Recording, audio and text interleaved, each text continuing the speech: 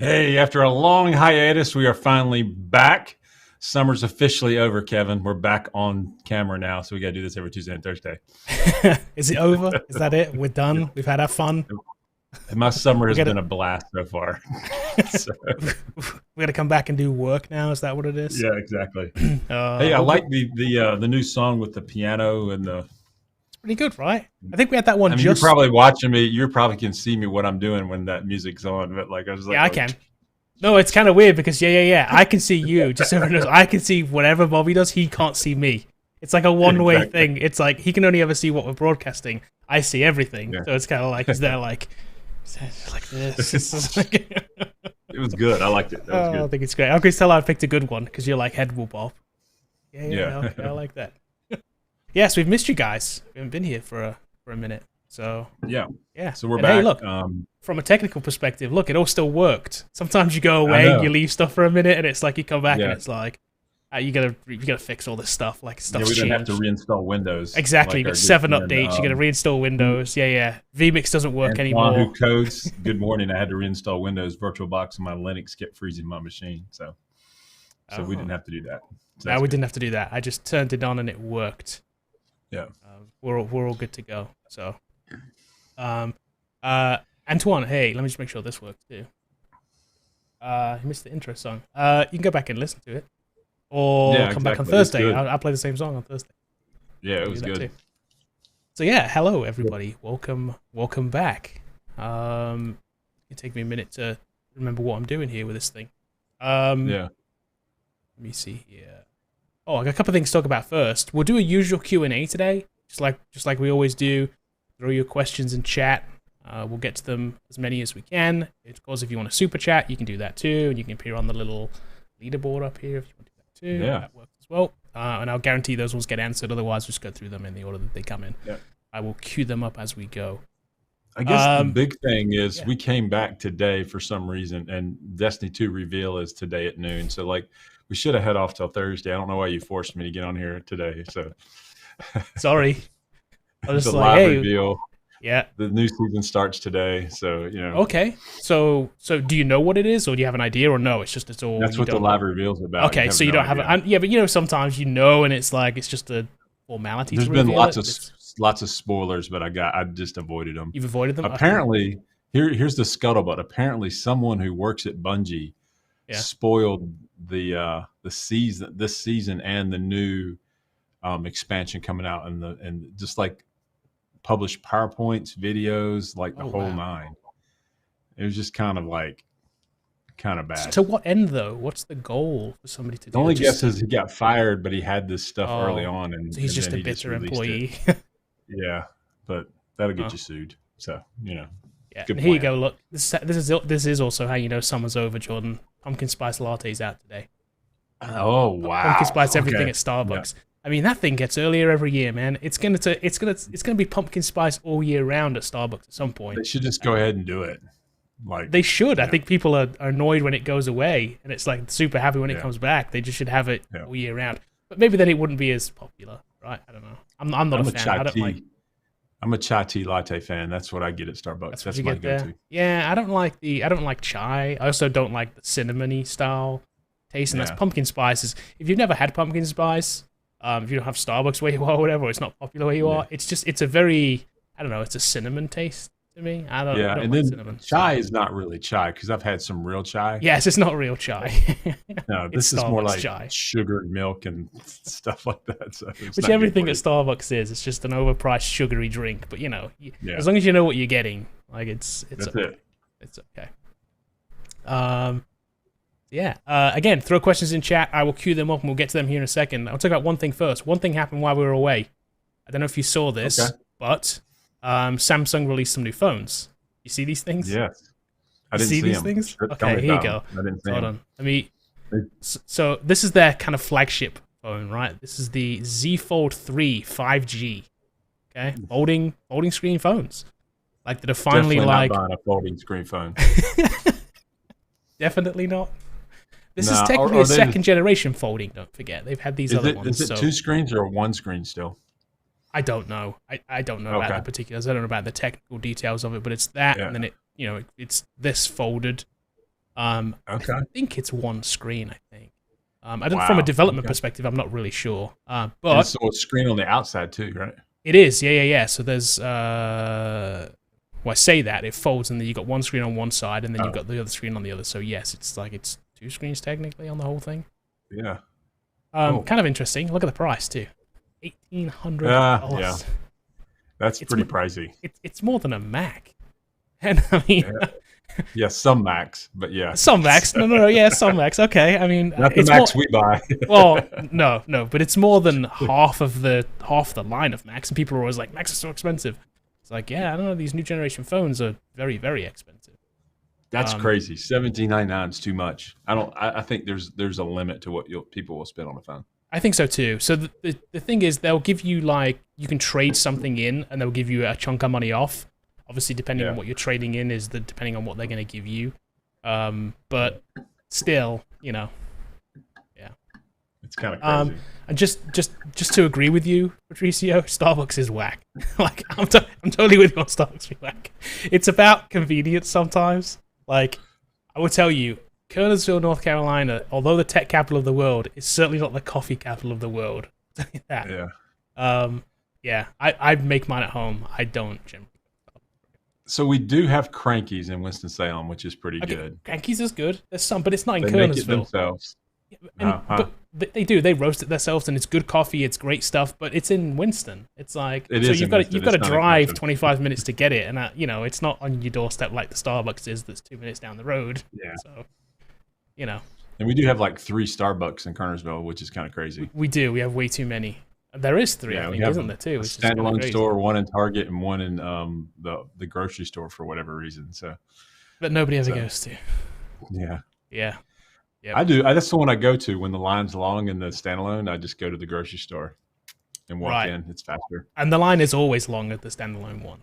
It's always long. No matter when you go, what time of day, it's always long. Yeah. So yeah, I hope we're getting another one. By the way, another standalone one, just for you. All you guys visiting the tech capital of the world. The tech capital of the world. 2 standalone Starbucks soon, and then 2. So we'll have 4 soon.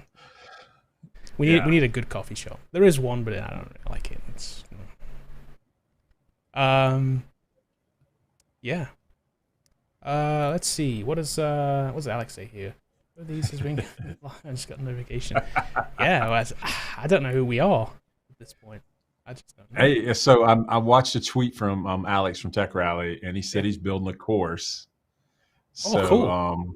I'm going to put it out there. Hey, Alex, if you want any advice or any of what we did, just DM me on Twitter, and we can talk offline. Yeah, definitely. I'm going to help you build it, and tell you kind of what we did and that kind of stuff. So if you're wondering, yeah, we have some lessons learned for sure. Yes, for sure. Yeah. So somebody else can benefit from. Yeah. Okay, one other thing then before we get into some questions here. I saw the story and it was kind of from my part of the world, so I thought it was interesting. It was about coding too. So Leicestershire, which is where I'm originally from, even though kind of weird, but I'm from Leicestershire technically. This kid during COVID basically taught himself to code and then won some awards for building some apps. I don't know what he built them in, but here's his app over here. Look on the screen. I was like, this is actually pretty good. Like he built an app, planets or something. Yeah. He built like a solar system app, and then he built like a math app for school, and the school's actually using his apps in class. Like, and he taught himself. I was like, I don't know what he taught himself with, but this kid's 8. I thought this kind of it gives you inspiration for the rest of us out there. / makes you think like, why am I not achieving what this kid's achieving? So can we read that 4th paragraph there? This one right here. Yeah, just read that out loud and tell me if that makes sense. Okay, it says computer code is a set of rules or instructions made up of words and numbers that, when put in the right order, will tell your computer what you want it to do. Numbers? Oh, it's just kind of weird. All right. There you go. No, it's trying to bring it down to it's like this is like because we're too close to it. This feels like a very, very simplistic description of what it is. But it just but yeah, I got into coding because he was bored. Look, during lockdown. I think that's pretty cool. And and this kid's 8, and he has big dreams. Nice. It's from my part of the world, so I thought it was interesting. Yeah, I love it. Goes to show that, I think at this point, I think a lot of kids are learning to code, and we should be teaching them to code.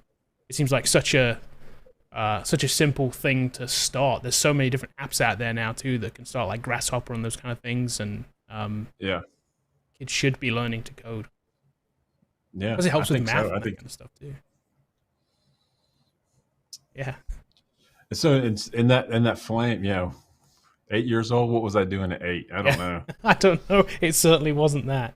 Although maybe it was for me. It's funny because I saw a nostalgia post the other day, and it was a screenshot, and I tweeted this. It was a screenshot of a C64, and I was like, oh man, it brought back so many memories. When you saw it, I was like, oh man, there's so many memories it brought back. And I remember, I don't know if I was 8, I might have been a little bit older, but having a C64, we would get these computer coding magazines, and they would basically it was in BASIC, right? So they would just give you the code, and you would like basically type it all out into the thing, and it would I remember doing that. I had do something silly on the screen. TI 99, and I was coding BASIC, but I don't think I was 8. I think I may have been a little bit older.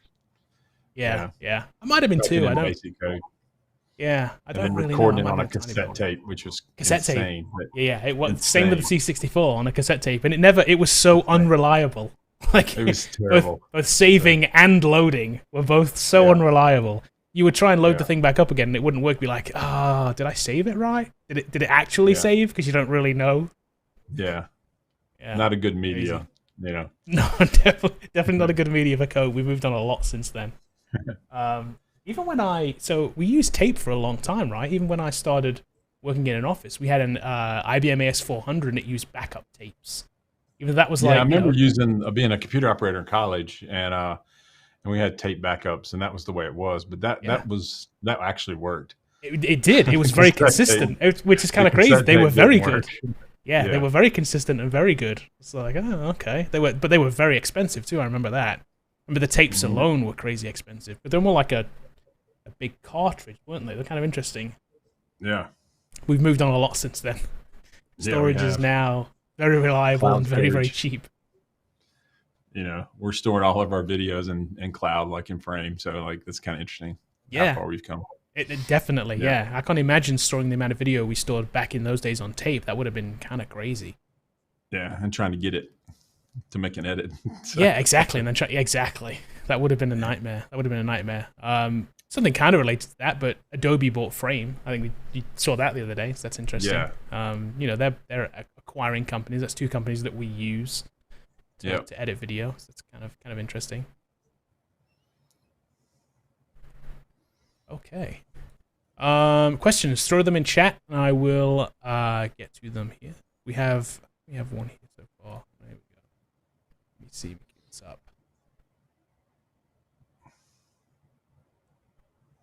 Let's see. What do we got? Monda, and I hope I pronounced that correctly, says, "Hey guys, how is Blazor doing compared to the other popular front-end frameworks?" Yeah, so we made a video on that yesterday. It'll come out tomorrow, and just let me tell you kind of what my overall take on that is that I think we identified like 2 big trends and 1 minor trend that's going on in web world, and you can watch the whole thing tomorrow. But in general, one of those trends is I talked to the lead architect at United Airlines, and when in the consulting company at large, I'm talking to all of the customers and stuff that we're building stuff for. And we were seeing a definitive trend for converting MVC apps, or what I'm going to call form postback apps, into Web API with a front end framework that they bring of their choice. So right now, what we're seeing a lot of is, Ireland specifically, is Web API, C# on the back end. They're using React on the front end. And then we're seeing that React Web API combo a lot. And you got to understand, Blazor's still really new. But what we're seeing also is people are starting to build Blazor projects. And they're building it in both ways. Blazor Server, which is more like a postback with SignalR. And then there's Blazor WebAssembly, which is newer. I think the improvements in the tooling with .NET 6 is going to make Blazor a lot more... it's going to make it better. Like, in other words, like we had like hot reload and those kind of things that were problems early on. You got to realize we're still in Gen 1 of this. But I think in 2022, you're going to see a lot of Web API with Blazor front end projects.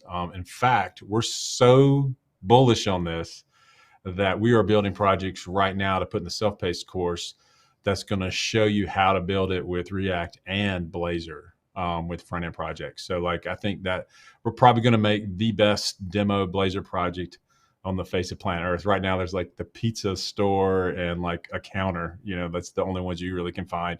Ours is going to be a very front end heavy, but back end heavy as well, enterprise grade project on the scale of our bug tracker project. So that's in development right now. So I know someone asked a question like when that's coming. It's coming sometime this year, but that's under development right now. So anyway, still working on it.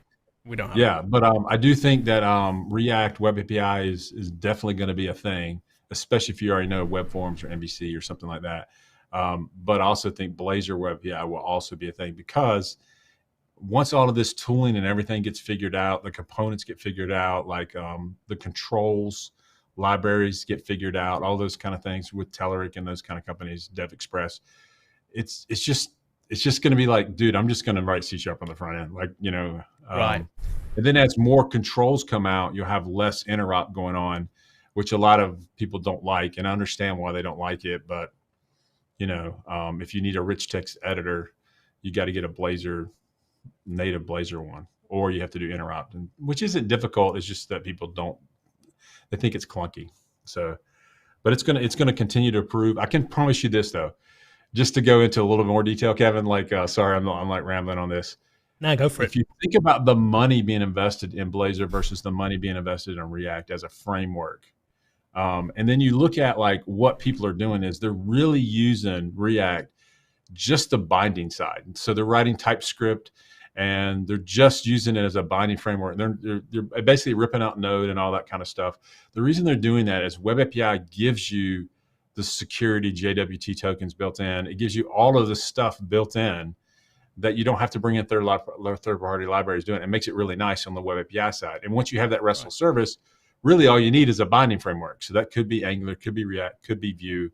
And I think increasingly you'll see a lot of teams saying, man, what if we just did this all in Blazor and then never switch languages and never leave, Visual Studio? It's all the same project. So like, I think that's going to be pretty compelling over the next 18 months. So I think it's worth learning. Hope that helps, Mondor. We'll see what happens. So Adrian says, no Tic Tac. I guess no Tic Tac Toe Blazor project.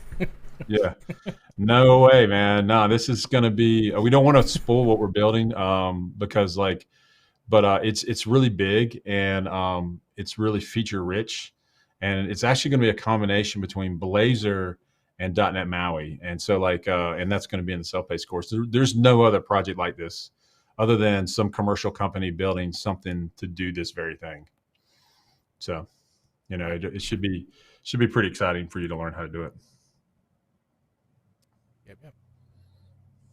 Let me see here. What's up next? Let's see. Couchsurfer, thank you for the question. Says, I will start my internship as a PHP developer. Okay. One company, my employer gave me the opportunity to learn C# because they work with C# too. Is it good to learn both languages at the same time? I think if your employer gives you an opportunity to learn C#, you should take them up on it. What I've always said about bootcamp grads is you'll pay us to teach you C#, and then the employer will pay you to learn the next thing, whatever they want you to learn. Now, are you learning both at the same time? I think that's kind of difficult to do. Specifically, if you're building websites with PHP, you've got to learn the frameworks and stuff around PHP, whatever you're using. And then you've got to learn the frameworks around C#. So I would focus in on one, learn that, use that, be good at it. And then once you feel confident in one of them, then you can pick the other one up. I think learning both at the same time just splits your time and being compelling in one or the other. Kind of making it unnecessarily difficult on yourself. Yeah, it just does. They're going to be different. I mean, it's like, I would learn C#. I think you have a lot more opportunity with C# than you do with PHP, in my opinion. But obviously, they're doing PHP and you're making money with it, so that's great. So right. But here's the clue: if your employer gives you, say, "Hey, will you learn this?" That's not a clue to say, "Will you?" Yeah, it's like you need to learn this. Need to learn this. Yeah. I was going to say that exact same thing. It is that too. It's like, you don't really have a choice, kind of. They're telling you need to learn it without telling you need to learn it. Yeah. So that's kind of like when your wife says, "Hey, I'm going to the grocery store. Do you want to come?" That's like put your shoes on and get out the door. It's like, let's go. That's not like sit here and play Xbox. Nah, I'll see you later. So that's not a choice. That's an invitation. That's funny. Look, Paul said he convinced somebody to build their app with C# and play, so he's a React guy. There you go. But I think Paul's doing the same thing. What I'm talking about, he's using React and Web API as a combo. C# on the back end, React on the front end. And if you really look at what they're doing, is they're just using React as a pure binding framework. I watched a video the other day on React routing. Like they have to go through all this rigmarole to make routing work. And it's like, dude, why? Like Web API just already has that. Like, I don't understand. Like, so, but it's because the framework is growing and there's a lot of use cases around like how you do this. So you have to roll your own sometime. Whereas Web API is bulletproof on the routing. It's going to be bulletproof on the security. It's well tested and it has a lot built in. So, all right, cool. What else we got? We got some questions pouring in at them now. Just quick thing about backup tapes too. Look, Jordan says it works in healthcare and they still back up on 100 terabyte partitions to 50 tapes every 60 days. It's funny though, because but I guarantee you that's not just your industry. There's a lot of industries that are like that. There are. There's a lot of industries that are still kind of archaic in the way that they do a lot of things. And I bet you backup is one of those things that in a lot of places, like this is, you know why this is this way, don't you? This is the if it's not broke, don't fix it mentality. Yeah. Because backups, they're so scared of it not working to pushing it out to some cloud or something. They just don't want to change it. That's what it is. Here's the scary thing, Jordan and Kevin. Like, they're so scared that it won't work, but I guarantee you they haven't recovered yet. And see, no, they haven't. Yeah, it never goes wrong until you're like, oh crap, let's go to backup. Yeah. All right. Recovery and then 60 days. I mean, like, wow. You're right. Having backup isn't enough. You need to test your recovery too. Recovery is the whole reason you back up. Backup is just a mechanism to get to recovery. Yep. And if you're not doing that, I mean, like, I can't imagine any. Wow, I can't imagine that there's not an IT guy there screaming to the top of his lungs, like, dude, this probably doesn't work. Yeah. Like it's like we need to go to a cloud backup solution of some sort. Yep. Yeah. I mean, it's kind of weird, isn't it? When you have cloud backup at home now. Like, it's literally the standard across the board. And 100 terabytes seems big, but they can do it. Yeah, I mean, it's not really. It's not. Like, in terms of data storage today, it's really not. We've probably got that in video. Like, yeah, exactly, exactly. It's kind of crazy. But 60 days would concern me, and then 50 tapes concerns me. Yeah. Because those things cross tapes, and it just runs into problems when you're trying to do that. I don't think tape backup was meant to be spread across 50 tapes. When we were doing it before, it's different, and so like that's why it doesn't really work. And I could be wrong. I'm guessing all it takes is one of those 50 tapes to be damaged or corrupted and not have written correctly, and then the whole thing's not going to work. Is my guess. Yeah, and they got the pencil in it trying to turn it back. Exactly. Yeah. Somebody's like getting the tape deck out. He's like, "Have you blown on it yet?" Like, can we put some Scotch tape on it? Yeah. Right. Yeah, that's kind of crazy. That is kind of crazy. But I bet you're not on your own. I guarantee you, there's more than just your industry doing that or your company doing that. So Eric wants to know: do you still think coding is a viable career path with companies outsourcing their dev teams? Oh, we got super chat here. All right. Oh, cool. Super chat. Thank you. We'll get back to that in 1 second. We'll get back to that 1 second. Thank you. Thanks a lot. So we got tacos today. All right, Kevin. Awesome. Sweet. Now we can eat. So what do you think about outsourcing? It's what I think. Outsourcing their dev teams. I think you're still concerned with, and I'm assuming I'm going to judge you by your name that you're in the U.S. And so you're thinking that all development is going to be outsourced to a country or a company outside of the U.S. So I don't think that's going on as much as you think it is. I think it does happen. I mean, there's some companies that do that. Then there's some companies that are backshoring. We have a consulting company where I'm on site with our dev teams and coding away. So like, I do think it's a viable career path. Absolutely. 100%. There's so much work that needs to be done. and the complexity and the things that are being automated is so much to be done that you need to break into that career path. If you're in the U.S., you have a distinct advantage over anyone that's outside the U.S. And I'm not trying to like push anyone down as far as education or whatever, but in general, you speak the language very well because you're inside the U.S. You also have walking around knowledge of how things work in the U.S. Whereas like you can be that much more productive. And I think if they're hiring coders, they would rather have you in the U.S. side. Oh, another super chat. Awesome.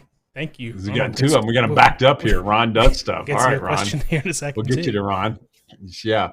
So Eric, I think that it's still very viable at this point. There's still a lot of. Just go to Indeed.com and look at the number of positions people are trying to hire for. Pick your language. I don't care which language you pick. You could just type in something generic like web developer, and you can see there's like 20,000 openings in the U.S.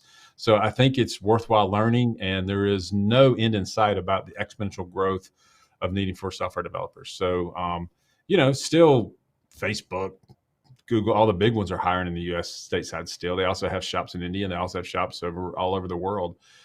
So I think just because they outsource their dev team doesn't mean that you can't be in that consulting company that's outsourcing their dev team. That's exactly what Cortex here does, is that they've outsourced their dev team a lot of times to us. But those guys are working in the U.S. and they're working on site. So I think you should do it. If you know how to do it, you should learn how to code. If you feel like you have the aptitude to do it. There you go. Let's do D's question here. Says, welcome back and thank you. We appreciate it. And thank you for the super chat. Tips for turning recruiters reaching out to you into actual interviews with the hiring manager/staff. D is self-taught, no bootcamp or degree, based in the US, and has the rest of the comment basically says I have a portfolio and 3 projects. Oh, so he has a portfolio and 3 projects. Show those projects to the recruiter. Give them something to sell. If you already have it, you're doing exactly what we do in the bootcamp. Is we're building projects and showing them. They're actually reaching out to you for a reason.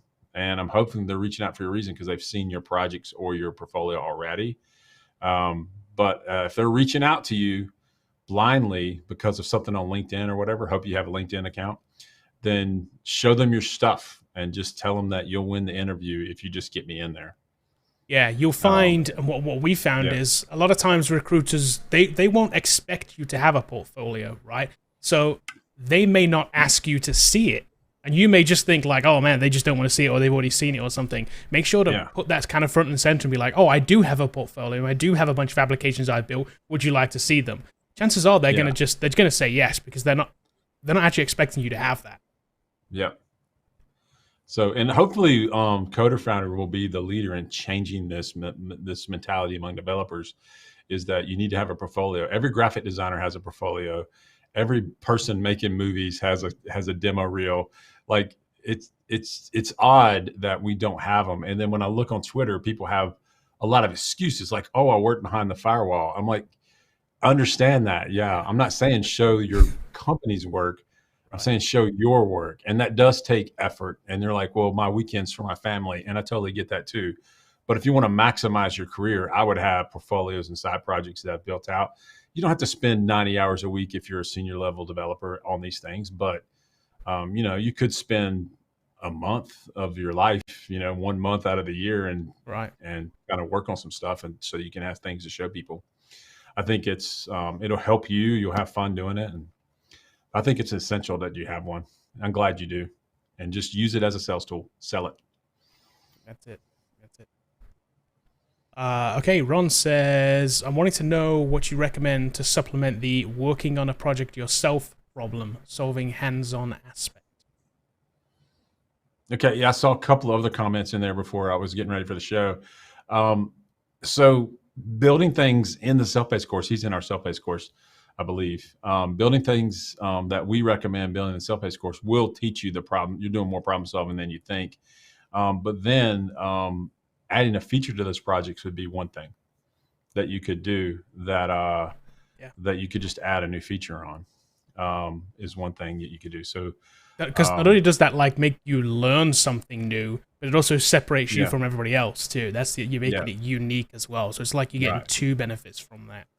So one thing that you could do is if you're building the blog in the self-paced course is for the comments section, add a profanity filter. So like you don't have to build a whole project, Ron, to get the problem solving hand spec. It's just like add a new feature to it, and then you're like, okay, how would I do that? So the reason that we're doing these walkthroughs like the way we do is because we don't have instructors there all the time. So we have to give you the entire answer in the self-paced course. Yeah. In our virtual bootcamp, it's not like that. In the virtual bootcamp, it's like build this based on what you know from this other thing. And then we give them a whole day to build it. And then you can ask questions while you're doing it. So it's a little bit different in the virtual bootcamp, but like in the self-paced course, that instructor's not there. So we have to give you the entire answer. So what I would say to supplement that is add a feature to the blog or the bug tracker or something like that. And you'll do a lot more problem solving than you think. And then you can move on to a new project, which is solve a problem. Find one that you think could be done with computers, with coding, and then solve it. Look at something that's manual, those kind of things. Excuse me. Hope that helps, Ron. Let's go to the next one. Just queuing up a bunch more things here. What's Ben saying here? Ben says, starting C# from the course. Awesome. Big shout out. While working with the React, I'm using TypeScript. Very close to C#. Are all things moving to C# object oriented? So like TypeScript is obviously built by Microsoft. So like that's the approach they took. And then in React, pretty much React and Angular both are moving on to TypeScript. So I think that's a necessary thing that you got to do. So like that's one of the problems with us building the React courses. We got to build an intro to TypeScript course, and then we've got to build React intro, and then we got to get onto the projects of building web API and all that kind of stuff. So there's a lot to it. But yeah, TypeScript is the way to go there for sure. I think every big React project is going to be in TypeScript for sure.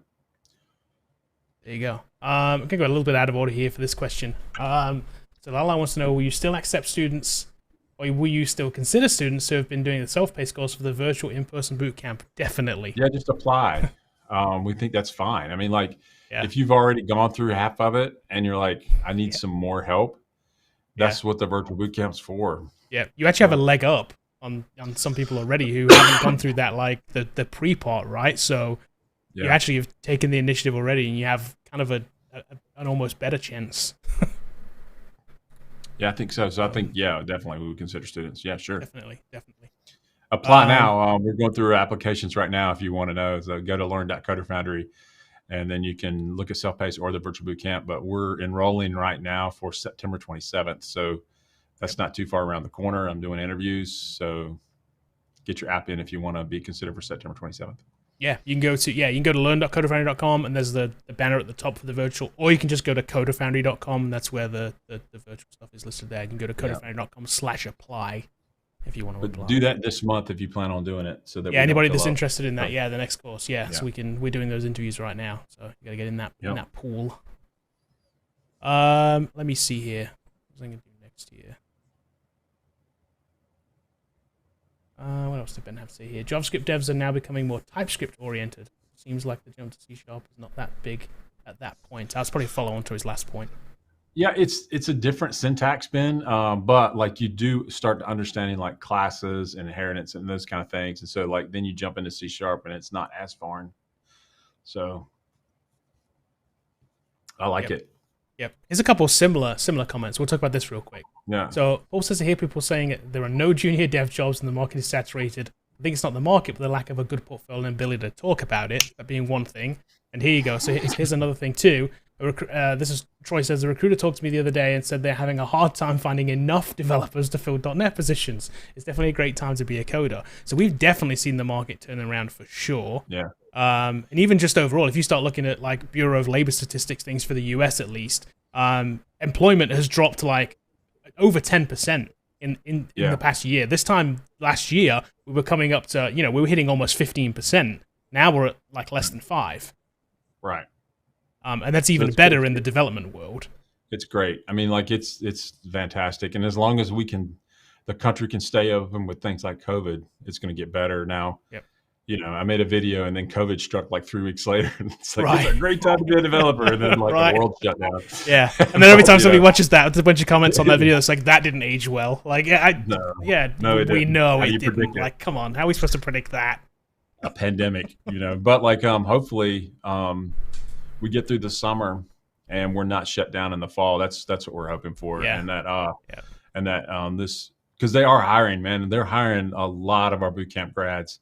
A lot of the people that finish at the top end of our bootcamp class all get offers. They all get jobs. Now there's some that are still looking, and we're working with those students as well. But like, it's a great time to be in it. So it's definitely better than it was for sure. Yeah. Yep. And more remote opportunities too, which actually brings us to this question: do you guys think remote work is better than in person? I think it's the same and it's different at the same time, but I think that if you're a junior, that being in person is better, just because you have more access to devs on an ad hoc basis. A lot of people think, well, can't you just do all that through Zoom? You can, but like if you just need to ask a question, you can chat them up or you can hit them on Zoom, but it's just not the same as talking to them in person, in my opinion. Now, if you're a senior and you don't like people, remote's better.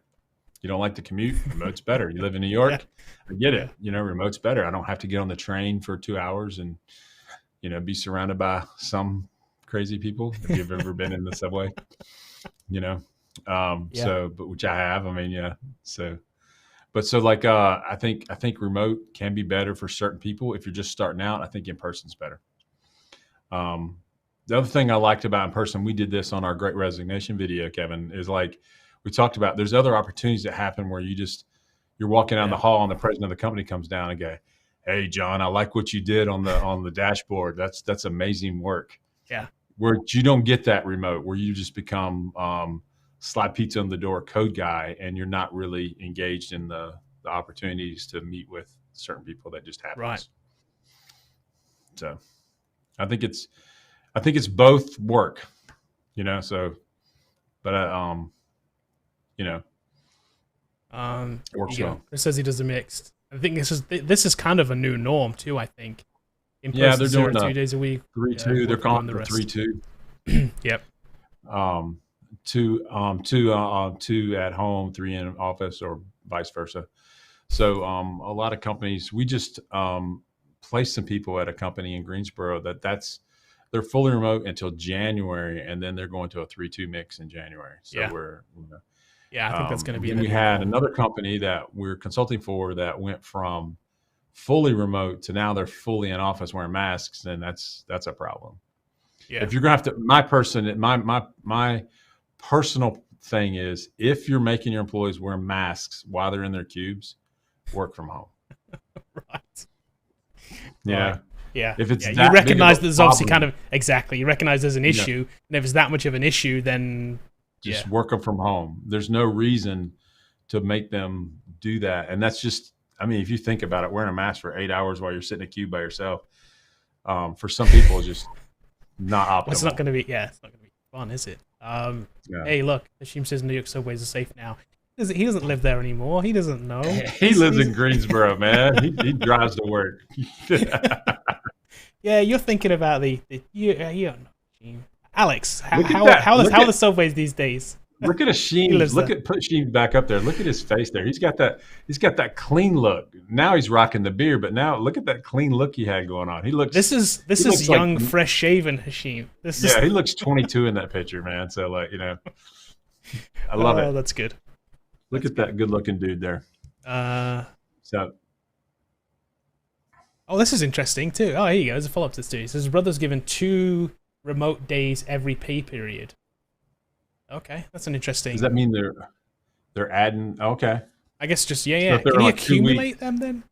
Is that how that works? Maybe it's just 2 weeks. If they're in a 2 weeks, you get 2 remote days, like Mondays or something like that, or Fridays. Okay, that's interesting. That's kind of cool. That's interesting. There's kind of. Like it. I wonder what things are going to happen to I think we're going to go back to the days where some companies are going to have to up their kind of benefits again. We went away from that kind of. It's like this gradually came down. I think they're going to have to go up again because I think competition is going to be high again. And it is. We're seeing it that way. There's a lot of. But it's weird. It's not going to be around. like free Mountain Dew and Skittles and ping pong. Right. It's going to be how many days can I work from home? Exactly. That seems like a big selling point. And then isn't it? What is the workstation you're giving me when I work from home? Like that. So, right. Well, exactly. True. Yeah. So Hakeem does say 2 days every 2 weeks. So yeah. Yeah, and then if you're, are you paying for my internet and that kind of stuff? So there's going to be a lot of things like that. There is. There's going to be some kind of fringe benefits, isn't there? They're going to have to trade on that they haven't kind of traded on before. You're right, because it's not ping pong tables and free breakfast now. That's not an option anymore. It's other things. So it's and I feel bad. Like, so a lot of companies, Facebook, Microsoft, all the big, the big FANG companies. I mean, they had these like gourmet chefs coming in and like kind of stuff like that. Right. And all this cafeterias and like, 200,000 square feet of the techno center now is just like going to be empty because everybody's working from home. Yeah, it is interesting. So I know banks for sure have kind of consolidated real estate during this time. That's been a thing. And I think that's a thing amongst a lot of companies. They've decided to, consolidate real estate in terms of they're renting out these giant buildings that were half empty. And I think they finally realized after this now they're less than half empty, and they're like, because people are not being there, they're like, well, why are we spending this amount of money on this real estate? We're in banking, or we're in like technology or whatever it is. Like, we're not a real estate company. Like, we need to quit leasing this thing. If people are willing to stay at home and basically use their own house as the office, we don't need to provide them a space. Yeah. And they're saving a ton of money doing that. I'm sure there's a lot of companies doing that. It's a big reason for them to do it. There you go. David says he lives in New York. Subway still sucks. Don't overlook that Subway though, David. I like that Subway. We don't have anything like that here. You can get from A to B just like that, generally, most of the time. Yeah. We don't even have that option here. Okay. Let's go to the next question here. So Jay Jordan wants to know, once I'm well versed with JavaScript, should I learn frameworks or go straight to C# and backpedal to JS frameworks? So here's what I think. There's two ways to do this, and watch the video tomorrow and we talk about it. So there's form-based application building. So like that's older web forms, newer MVC, and something called Razor Pages from C#. There's also the JSP flavors, if that's still around, and those kind of things. So basically you post a form, and then that form goes to a controller of some sort back end, and then it renders the entire HTML page and spits it back to the browser. That a lot of times can be built with little other than generic JavaScript, where you may do some Ajax, you maybe do some other things on the front end. You don't really need a JS framework. The other way that's been built is some kind of services backend, typically Web API for the large companies, but it could be Node, and then you need a JS framework of some sort to build that kind of application. That's going to be React, Angular, Vue, and increasingly, I think it's going to be Blazor if they're using Web API to begin with. So those are the four main ways it's going to be done. If I had to learn a framework right now today, and I only could learn one JS framework, it would be React. And if I wanted to go to market like right now, next year, I could come back and tell you, okay, Blazor's dominating. I don't know. It's not dominating right now. I just think it's one of those things that if you're already in the industry, it's something that you need to be looking at. So yes, you should learn a framework, I think, in general, if you're going to be building these kind of apps. If you're building like CRUD apps, then you can get it by with MVC and vanilla JavaScript, which is what we teach right now in the Bootcamp, because a lot of companies are building apps that way. So, but I wouldn't call it backpedaling. I just think learning JS frameworks like Vue, Angular, JS is something you probably need to know. Yep, there you go. Just on the remote work thing, look, Shane's been remote for 3 years. Never going to go back to an office. He hopes. This company's been virtual in the beginning of 2004. So yeah, some people were ahead of the game in that thing. There were some companies that were pre-pandemic were remote anyway. I worked for one before too that was all remote. Yeah, but there were some. It was this too. Look, I thought it was funny. So And Martin says, Dual work from RTX home, 39, dual RTX 3090 megahertz. Now, if you can get the company to get that for you, that's great. But otherwise, I don't know, you're dropping like $4,000 on, actually more than that, isn't it? Probably $5,000 on graphics cards. cards. Rob to get those 3090s though, man. Like, well, that's the other thing too. Kill 3 people in the Best Buy line to get even it. Even if man. you have $5,000 and you're just waving it in the air, they won't even take it. You can't even buy the damn things. You still, I look all the time for a 3080 and 3080 Ti's now. And, you know, it's like a $1,700-$1,800 card, and you still can't buy them. Still today. It's insane. It's crazy how the supply chain was decimated in months. It is nuts. Yeah, it's very, very crazy. Okay, let's go to some more here. So AJ wants to know, do employers really care about having a bachelor's degree?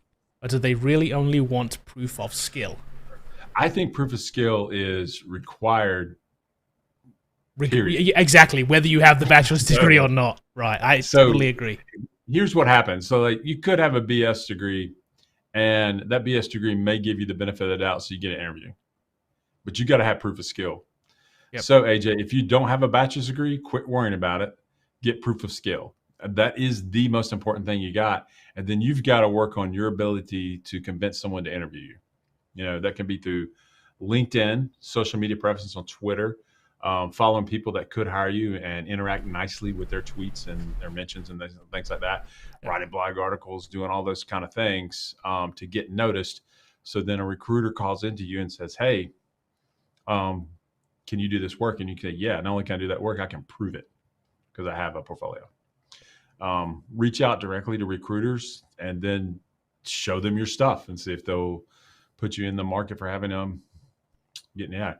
But I do think this, employers are increasingly look at self-taught people. There's some employers that say you got to have a BS degree no matter what. Yeah. But there's a lot of them that just want proof of skill because they know most people are self-taught anyway. So it's not that big of a deal. Right. And that's kind of the ultimate thing. Like I say, you got to have that anyway, period, whether you have the degree or not. Yeah. And like Bobby said, the degree might get you past the gatekeeper, but ultimately they really just want you to be able to code. Yeah. Okay, here's a question. I'll answer this real quick. So, does Code Foundry offer any scholarship grants for folks from underrepresented communities? We do, but we don't really talk about it. It's not something we kind of openly promote. There's generally somebody scholarshiped in every one of our cohorts. Yeah, we don't promote it or can't talk about it. We don't think it's kind of it's not a sales thing for us. Yeah. Okay. Let's see. Catherine says, I know the React part is coming to the course later, but if you already know React, should you create a project using .NET Core, React template, or use another method? Oh, good question. So I guess when you go into Visual Studio, there's that template, right, that has .NET Core with React. You can try to do that. There's a lot of things to know. That's what we're going to be teaching in the class. But yeah, I would just definitely crank it up. You know, you're going to have to learn Web API. But it'll give you a starter template of working app that kind of works out of the box, and then you can kind of see how it works. And then you can probably look at some .NET tutorials on that particular thing if they have many. I don't know how many they have. That's why we're making it. I don't think there's much documentation out there. I could be wrong. Excuse me. So yeah, I would definitely fire it up and see what you can do, Captain. Definitely, if you use another method, it's going to be Node. It's going to be MERN or PERN, and that's the other way that people are doing it. I just think Web API with React is the way the enterprise is going to do it, which is where all the jobs are. You know, some companies, yes, they'll use Node. I understand that. Not cracking on Node. I'm just saying that the big companies are navigating to Web API with React on the front. So that's why that template's in Visual Studio. Okay. It's a little bit out of order, but we like this question because we get it a lot. So Devaya wants to know, is it possible to start learning coding at 30? And how far is it practically possible to start a career in it? 100%. Look, hold on. Just Paul's advice here, by the way. I created as a decover web effort. But look at his name. Coding after 30. Like it's coding after 30. He's kind of answering your question without he doesn't even have to say anything. Yeah. But yes, you most certainly can. 30 is not. I think you can. 30 is just beginning, man. Just start learning right now.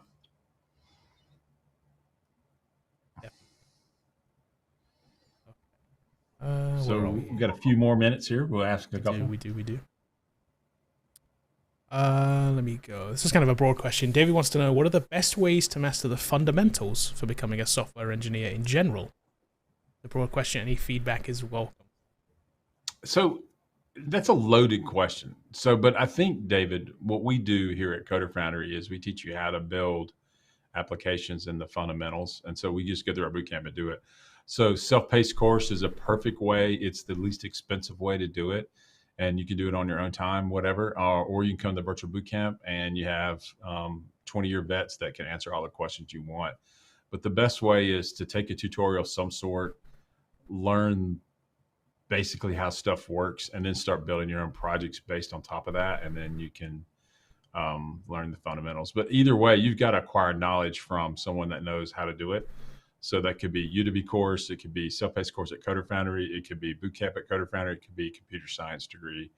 I think computer science degree is a little different in that they don't totally focus on software engineering or coding as much as the others do. So there'll be a lot of other courses you have to take over the 4 years that you're there. So, I think web dev is the way to go. So since you're asking this question and you probably don't know what direction to take, I'm just going to give you a direction. Learn about web development. That's where most of the jobs are at. HTML, CSS, JavaScript, and some kind of backend language like C# is the 4 things you really need to know. And then you need to add in SQL on top of that. So those are the 5 things you need to know how to use in order to get a job. We teach all those at Coder Foundry, and so do a host of other people. So I hope that helps. And then, as we always say too, just build some things. Just try to build something, But I think starting out the tutorial first and then branching off of that. Yep. Just want to point out, you said it, Paul, not me. I didn't make that joke. Cutting after 50, that's me. So. Oh, that's funny. I still think you should change the channel name. Let me see. Oh, this is interesting. So DrewMax says, at my work, we can't remote because we don't want to expose our database to the internet. I assume that those do remote don't have that problem. Is this a problem that's been solved though? Yeah, it's been solved. So basically you can use VPNs obviously to do that. So that's the one way that you can do that. You can use your database to the internet. Second thing is you can build databases that run locally that have mocked up data in them. Is the other thing that you can do. We worked with the financial institutions a lot. And so when we were messing with, say, credit card data, all of that was anonymized. So it had credit card numbers in it, but they weren't real. So if someone took the database, whoop-de-doo. But we also use VPN. And then we also restrict things by IP address sometimes as well. So if someone couldn't use the VPN or whatever, and then you would restrict access to your database server. You can do that through the firewall through IP. I mean, to me, that sounds like somebody saying those lazy problems because they don't want to fix them, and they want you in the office because they feel better about it. Yep. So and then but ultimately, imagine if your database, whatever it is, definitely can be secured. There's people running stuff in the cloud right now, so it can be done. Yeah, I think it's an excuse. Yeah, you could put your database up in Azure, and then you could use Azure AD, and then only the people with credentials in the Active Directory can get to it.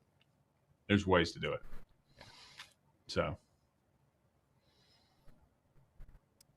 Okay. Oh, just a tip. Look, Ben has a tip. You work from home and want a standing desk. Costco has one, $300. Wonder how good it is. Do you have that desk, Ben? Just out of interest.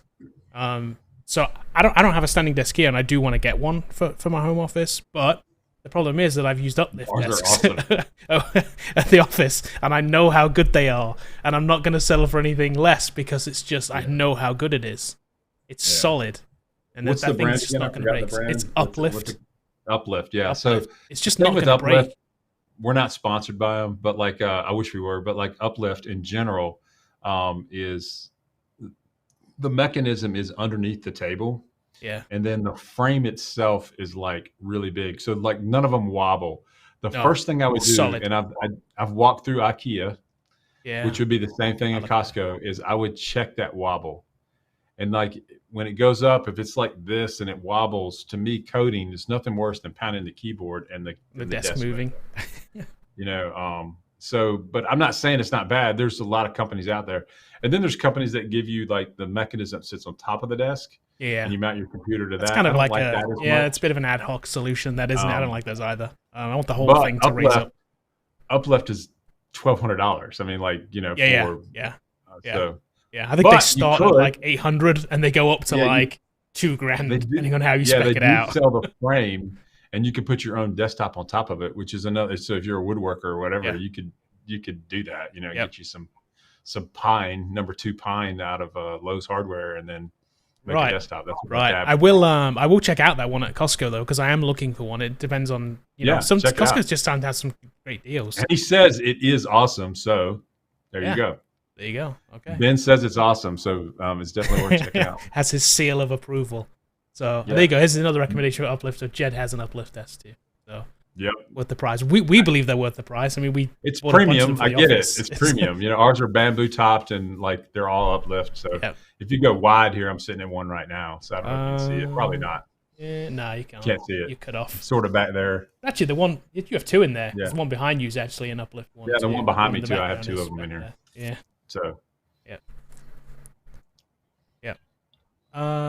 But to be fair, our $1,200 desk is an L frame, so they do make the straight. Yeah, this is the straight one. Yeah. Straight one's so much cheaper. They're like $800 or something. So so if you need that, if that's what you want, then you can get it to a little cheaper. Go. But Ben says it's over the desk, doesn't wobble. It's automatic. It's awesome. So Ben, definitely post on Discord. I want to see. I want to go take a look at it. Yeah, exactly. I have a Costco membership. Need to make use of it. I just noticed that the IKEA ones, you walk through there and they just the IKEA ones aren't very good, but they're cheap too. So they are cheap. You kind of do get what you pay for with that. That's just kind of how it is. Yeah. So, okay, we've got time for one more. Let me see. All right, cool. Let's do this one real quick. What do we have here? Let's just do this one. This one, kind of a bunch, but David wants to know why C# instead of Java or C++. All right, so let's address C++. C++ is mainly used in engineering applications. Like if you're building a game engine, C++. If you're automotive hardware, those kind of embedded operations, sometimes that's a C++. Real-time things that are transferring things, data for buses. So like C++ is where that kind of realm lives. You're typically, and I'm going to say typically because I haven't seen it done, but I'm sure someone has done it. You're not building websites in C++. You could build Windows applications in C++, but Microsoft has made C# the first-class citizen on those 2 things. So in general, I think C++ does what it does very, very well. And when you need that, that's the language you use. Yeah. And C# is a general purpose language that Microsoft's rolling out into everything. So let's talk about Java. Here's what I think about Java. I think that people were and are building things with Java on the web side. They were, and I'm going to say were, building it in Android. So like I think Google has moved on from Java as the first-class citizen for Android development and using their stuff like Flutter and Dart.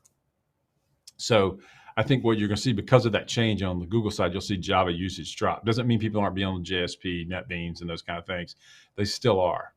But when you look at who's behind Java and who's behind C#,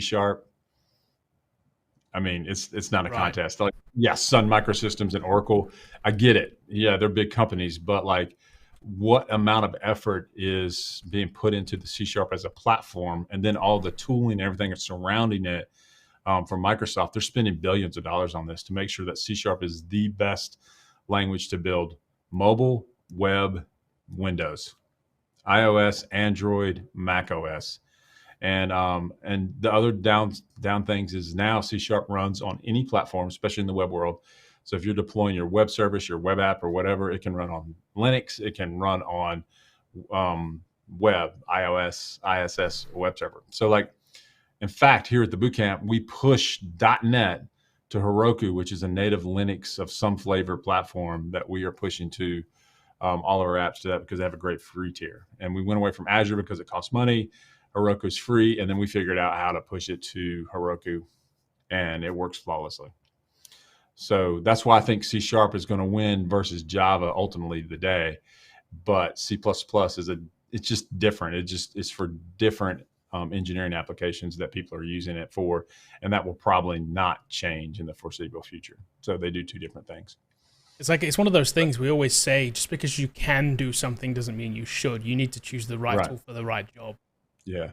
So the tooling around it in .NET 6 specifically around Windows development and Mac OS development is amazing. So .NET 6 is coming out, Maui. That allows you to build one app that can run on a desktop in Windows. It can run on a desktop on Mac OS. It can run on Android. It can run on iOS. That's kind of game changing. That's kind of cool. And then C# also can be built in all of their web development stuff, whether that's Web API, ASP.NET, all of that stuff. They're spending billions of dollars inside of that to make sure that that is like a productive environment for developers, and developers love it. Now, there's a camp out there that hates Microsoft just because it's Microsoft. And I get that. I understand that. But you can't deny the fact that who's spending the most money on development tools and platforms? Microsoft. They're spending more than anyone else doing it. And they've got more market penetration than anyone else in the development arena. So when you look at React, yeah, React's cool, but it is a framework. And that's all it is. It's not an entire ecosystem that they're building out. In fact, they're using TypeScript built by Microsoft. They rely on VS Code built by Microsoft, Visual Studio built by Microsoft. AWS is a cloud platform that they have their own stuff, but they're not building out a language that even remotely competes with C#. And then on top of that, Microsoft now has Azure, and they're gaining steadily every day on AWS as they talk to enterprise customers, show them ease of use and those kind of things. And they're competing head to head with those two cloud platforms. Now, I believe that AWS and Azure both need to exist, because if Microsoft ruled the world on Azure and they did put AWS out of business, which will never happen, then cloud prices would go through the roof. So we need to keep those guys, keep them tamped down, even though I think they collude on price a little bit. Right. So, because they're priced exactly the same, And then there's Google Cloud, which is a third tier. Yeah, they have stuff, Firebase and all that kind of stuff, but like it's not as popular or as used as these two platforms, man. They're just dominant. And because of C# being so popular, guess what's also supported? C# supported over there on AWS too as well. So you can write your Lambda functions. You can do whatever you want to do with C#, because why? Millions of people are using C#. So one of our largest consulting projects is an AWS Web API rewrite from MVC to Web API, and they're pushing that to AWS. And so all of our consultants are having to make sure that that works well, and it does. So that's why I think C# is going to win the day ultimately, But what does that mean? Does that mean I can't make a living with Java? Sure, you can. Right. Do it. I mean, and in India or Southeast Asia, somewhere over there, that may be dominant. But I promise you that Microsoft says they're trying to get over there as well to push their stuff and their agenda and everything they want to have done over there in India. That's why they have an India development shop. That employs, I don't know how many, thousands of people. Right. So they're going to win. That's what I think anyway. So that's where I'm placing my bets. Yep. So that's it. Cool. All right. Okay. Well, thank you for joining us, everybody. This was fun as always. Thanks for all the questions. Yeah. Any that we didn't get to, because there were some, we will be back on Thursday, and we'll do the same thing again. All right. Sounds great. We'll see you next Thursday. Good luck. Keep coding, guys. See ya. See you guys later.